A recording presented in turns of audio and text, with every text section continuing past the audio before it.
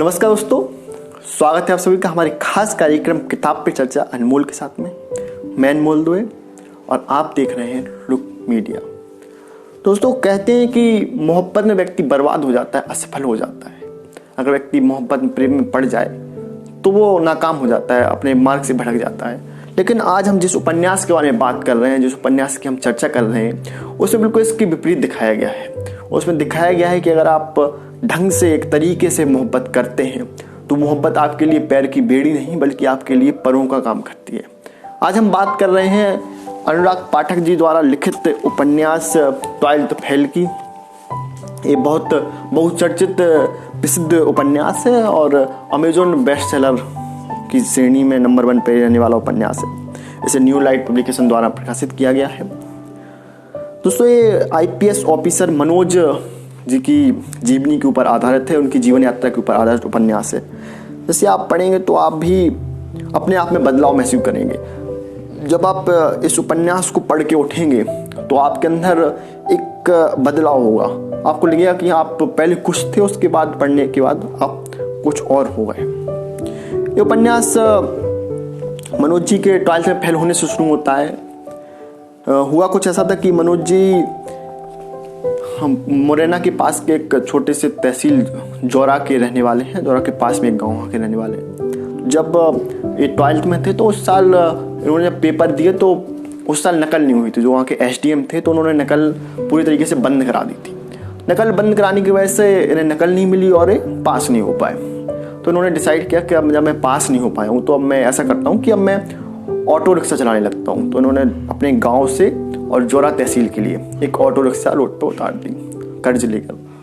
लेकिन जो वहाँ पर बसें चलती थी उन लोगों को इसकी बड़ी दिक्कत हुई कि भैया ये ऑटो रिक्शा वाला तो सारी सवारी नहीं ले जाता है, हमारे पास कुछ बचता नहीं है। तो उन्होंने एक षड्यंत्र बिठाया, एक दरोगा जी से बात करके, और इनकी आपे को थाने में बंद करा दिया एक्सीडेंट के झूठे केस में। बड़े परेशान हो गए क्योंकि उनके पास इतना पैसा तो था नहीं कि दरोगा जी को दे पाए। तो उन्होंने फिर किसी ने बताया कि आप एसडीएम साहब के पास जाइए, जो एसडीएम साहब ने नकलबीन परीक्षा कराई थी। बहुत अच्छे व्यक्ति हैं और वो आपकी इसमें जरूर मदद करेंगे झूठे केस में। उन्होंने क्या ठीक है चले चलते हैं। तो फिर ऐसा ही करते हैं कि एसडीएम साहब के पास जाते हैं। तो एसडीएम साहब के पास जब गए तो उन्होंने देखा कि एसडीएम साहब का तो यार बड़ा ही रुतबा है।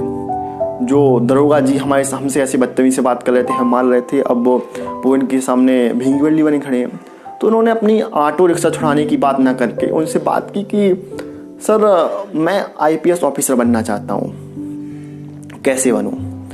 तो उन्हें बड़ी खुशी हुई कि बोले मैं इतने दिनों से इस तहसील में हूँ, पहली बात कोई ऐसा बच्चा आया या कोई व्यक्ति आया जो मुझसे कुछ पढ़ाई की बात करने आया हो, मतलब कि कोई अपने काम की बात करने ना आया हो। उन्होंने बताया कि ऐसे तैयारी करो, तुम पहले अपना बेस मजबूत करो, उसके बाद कोचिंग के लिए जाओ। कोचिंग करने के बाद तुम टेस्ट दो, टेस्ट देने के बाद तुम सफल हो गए, फिर उसके बाद भाई ट्रेनिंग हो गया और तुम एक आईपीएस ऑफिसर बन जाओगे। इस चीज़ से बड़े खुश हुए। तो उन्होंने डिसाइड किया कि अब मैं आईपीएस ऑफिसर ही बनूंगा, कुछ भी हो जाए।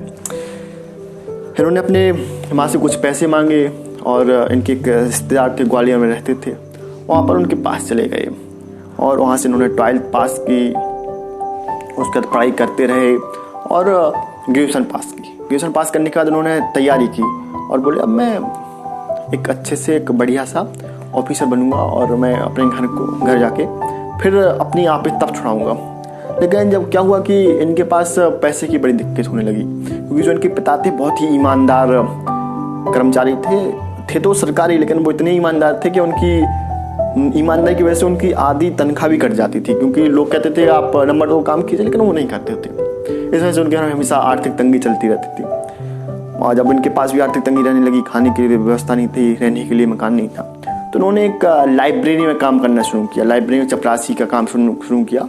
तो वहाँ उस वजह से उन्हें 2-3 फायदे हुए। एक तो उन्हें वहाँ पर रहने के लिए जगह मिल गई और दूसरी चीज़ क्या हुआ, फायदा हुआ कि दूसरा फायदा ये हुआ कि इनके पास कुछ पैसे भी आने लगे, जिससे अपना खाना खुराक करने लगे। केवल यही काम नहीं किया इन्होंने, इसके अलावा भी इन्होंने कई काम किए, चाहे वो बावर्ची का काम हो या फिर दूसरे के कुत्तों को घुमाने का काम हो। इस तरीके से इन्होंने कई काम किए, लेकिन जितने भी काम किए सब ईमानदारी के साथ किए।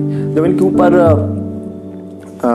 लाइब्रेरी में चोरी का आरोप लगाया गया तो फिर वहाँ से लाइब्रेरी से निकलकर एक आटा चक्की पर काम करने लगे और वहाँ से पढ़ाई करने स्टार्ट की। 2 अटेम्प्ट में तो ये पास नहीं हो पाए, लेकिन ये जो 3rd अटेम्प्ट था उसमें क्लियर कर गए। इसमें दो प्रमुख पात्र हैं जो इनके साथ, मनोज जी के साथ, जिन्होंने हमेशा लगे रहे और इनके संघर्ष में बिल्कुल अहम भूमिका निभाते हैं।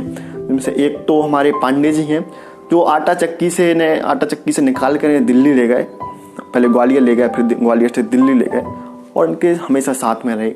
दूसरी है श्रद्धा जी, जो मनोज जी की प्रेमिका भी हैं और अब पत्नी भी है। तो इन दोनों का बहुत योगदान रहा है। श्रद्धा जी से मनोज जी दिव्य कीर्ति सर की कोचिंग में मिले थे और वहीं से इन लोगों का प्रेम प्रसंग स्टार्ट हुआ था। इसके अलावा दूसरी चीज़ जो इसमें कहानी में है कि जो मुझे दो चीज़ें बहुत अच्छी लगती हैं इस कहानी की, दो इसके सीन जो है बहुत अच्छे लगते हैं। एक सीन तो है कि एक बार मनोज जी को बहुत याद आती है श्रद्धा जी की, तो उनका मन करता है, जब ये दिल्ली से कोचिंग करके लौट आते हैं तो उनका मन करता है मिलने का। तो एक कुछ हिंदी के नोट्स उठाते हैं ग्वालियर से और सीधे उनके गाँव निकल जाते हैं, उनके पास पहुँच जाते हैं उनके मिलने के लिए। जब वहाँ पहुँचते हैं तो उनकी वो नहीं मिलती हैं और वो अपनी ट्रेनिंग के लिए गई होती हैं, तो उनकी माँ को नोट्स देके चले आते हैं।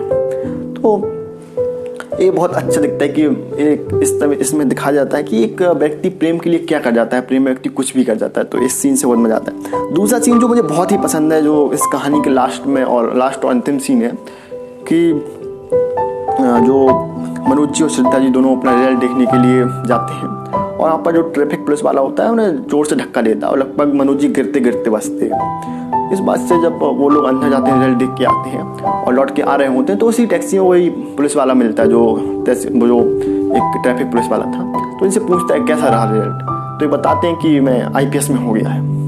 तो जो पुलिस वाला था वो खुश हो जाता है और उन्हें जोर से सलूट मारता है कि सर। तो एक कहानी मतलब इतना अच्छा सीन लगता है कि जहाँ एक पुलिस वाला भी कुछ देर पहले ने धक्के दे के भगा रहा था एक आम व्यक्ति समझ के, वही आम व्यक्ति को अब थोड़ी देर बाद सलूट मार रहा है।